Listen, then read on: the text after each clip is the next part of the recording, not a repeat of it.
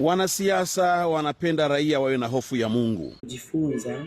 Tumeendelea kujifunza muhuri ni neno la Mungu la kweli la uzima linaleta wokovu. Yesu kama jiwe, kama ubao, tulijifunza maana ya mti. Mti ni mtu, ile miti ya mzeituni tulijifunza nyuma. Jiwe, Yesu ni mwamba. Kwa hiyo ule muhuri umegongwa wapi? Pale. Na sisi pia Yesu ni mwana wa Mungu, na sisi pia tukimpokea Yesu tunakuwa wana wa Mungu, na sisi tunakuwa miamba midogo midogo. Pia na sisi ni miti ambao tumezaliwa kwa neno la nani? La Mungu. Kwa hiyo tukikauka tunakuwa mbao. Neno la Mungu kama linaweza kwenye ubao au mbaki ndani ya fahamu zetu, ndani ya mioyo yetu. Kwa hiyo na sisi ambao tumepigwa muhuri wa nani? Wa Mungu, ambao neno linafanya nini? Nalo muhuri tunatosha sisi ni miliki halali. Sisi ni miliki ya nani? Ya Mungu.